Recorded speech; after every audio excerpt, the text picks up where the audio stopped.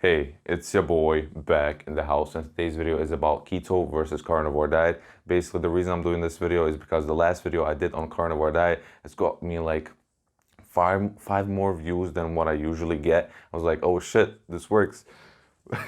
Whatever. The purpose of this video is to give you clarity on how these two diets actually affect your metabolism in a different way, and which way is actually better and more beneficial for you to lose weight. And I'll also go over which one is more beneficial for your health in general. If you are new to this channel, leave a like, comment, and subscribe, and press that bell button to get notified when I upload a new video for the best weight loss content out there. Now, without further ado, on this side I'm going to be explaining keto, and on this side I'm going to be explaining carnivore.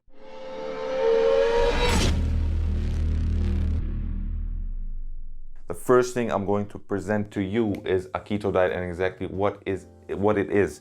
Keto diet is a diet that's low in carbohydrates, moderate in protein, and high in fats. So the goal of this diet is to eat less carbohydrates, and the reason you want to do that is because the goal of this diet is to put your body in a metabolic state called ketosis.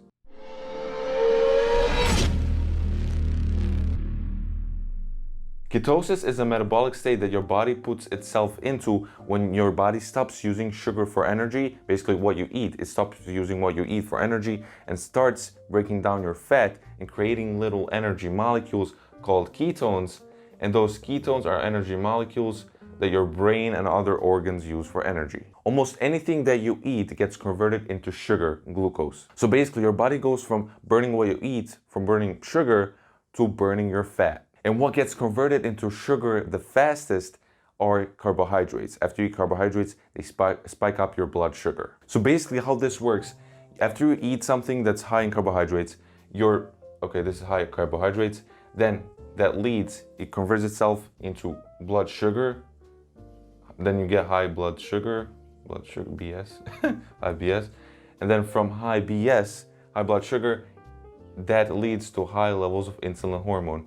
And insulin is a hormone that tells your body that actually takes blood sugar to your cells where they get used for energy. For example, it takes your blood sugar to your brain, takes your blood sugar to your kidneys, your liver, and basically to those cells, and those cells use it for energy. And once your body is finished using blood sugar for energy, what's excess, your insulin takes that extra into your fat cells. When you eat high carbohydrate foods, that leads to high blood sugar levels to the point where you will always have extra for your body to store into your fat cells. There's going to be an insulin spike for your body to actually take that blood sugar into your cells, and that insulin will lead you to get fatter and fatter and fatter, because insulin is a fat storing hormone.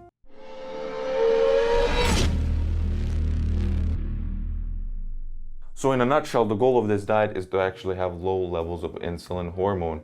And why that is super important is because this is what happens to your metabolism when you have low levels of insulin and when you have high levels of insulin. So for example, this is how your fat cells look like. These little energy molecules are called triglycerides, and that's the base form of how your fat looks like. Basically, that's how your fat gets stored. And when you have low levels of insulin when you're on keto diet, that will lead to lipolysis. That's the process called burning fat. Basically, it takes these little triglycerides, takes them out of the cell, out of your fat cell, and puts them into your bloodstream, and from bloodstream they go to your brain, to your liver, to your other organs, where they get used and converted into energy. And the opposite, what happens when you do opposite of what this diet is, when you eat a lot of carbohydrates, your body will get into a state to where your pancreas is producing way too much insulin. And when there's a lot of insulin, your body enters into a metabolic state called liponeogenesis, basically creation of new fat. And what that means is when your body creates these little energy molecules and basically takes them and puts them inside of the cell. So basically your cells, more of them in the cell, that means your cell will increase in size, aka you'll get fatter and fatter and fatter. And a quick thing, after your body enters into lipolysis, basically takes triglycerides out of the cell, then it breaks them down into glycerol, fatty acid, and 3 fatty acids basically. And then what that happens, almost all of your body can use this as energy, but your brain cannot. Your brain needs glucose, blood sugar, or ketones. So your brain needs to enter into ketosis to where it actually takes these fatty acids and converts them into little ketone bodies, aka that's called ketosis. when these guys get converted into ketones. So your body is constantly breaking down your fat with lipolysis, and in order for your brain to actually be able to use that for energy, those little triglycerides, it needs to actually break them down and use those fatty acids to create ketones with a process called ketosis.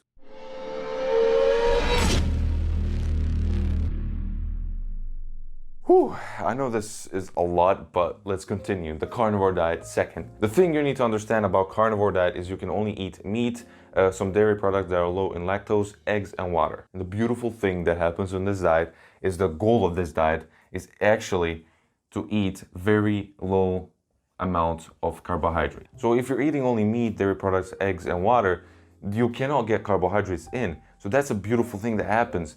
So all of this actually applies, your body as well gets into ketosis, just like in this, because this, when you don't eat a lot of carbohydrates, also leads to low levels of insulin. And low levels of insulin will lead to lipolysis, then to ketosis, and low levels of insulin will lead to lipolysis, then to ketosis, and aka you lose and shed fat like it's butter.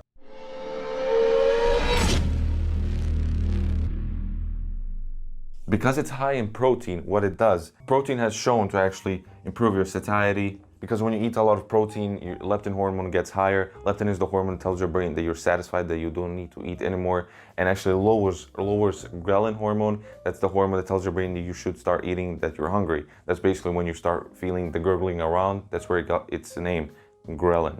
Also, another reason why protein is amazing is because it's inefficient. And the reason why protein is inefficient, what do I mean when I say inefficient, is that your body actually needs, I'm not really sure about the correct number, but let's say it's 50%.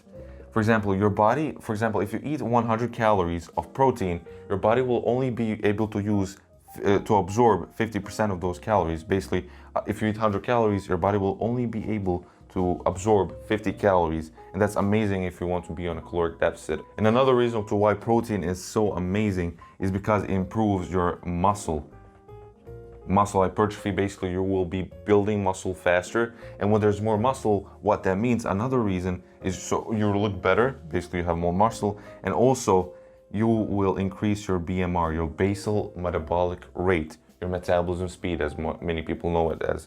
So basically, when you have more muscle, that's an active tissue, that a lot of metabolic processes happen in that tissue, inside of the muscle, and basically when there's more of those metabolic processes, they actually take a lot of calories to get done.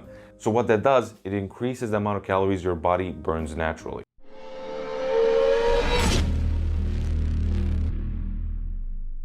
And which of these two is better and which do I recommend to you? So the thing about this diet is it has the perfect balance. You can eat everything that's healthy, but this diet actually only really constricts you into eating healthy stuff like vegetables and fruits, just to achieve almost zero carbohydrates, which not all carbohydrates are bad. You need to understand the carbohydrates from processed sugary foods, candy, is totally different than the carbohydrates from fruits and vegetables. So for the overall health, I recommend keto diet because it's overall better, has more balance to it, and just makes more sense that it's better. Even though this carnivore diet hasn't shown like any scientific evidence that actually makes you malnutritioned, it just might have a little bit too much sodium and some stuff like that, but it's nothing crazy, and it actually works amazingly if you actually use this too. But as just something that makes more sense, maybe I just believe science hasn't caught up to it. Like, I don't think we have evolved as humans in nature to not totally get away from fruits and vegetables. That's what we used to eat all the time, and that's how we evolved. Now, to only say we should be eating meat actually is kind of totally in the imbalance.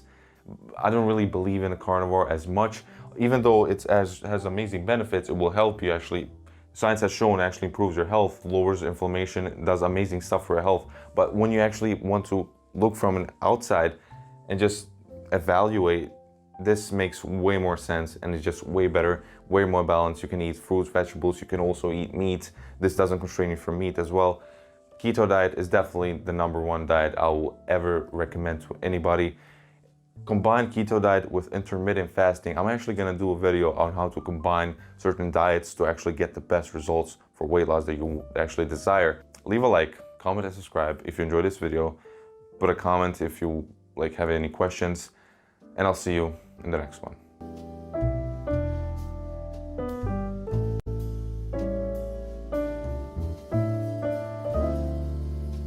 you.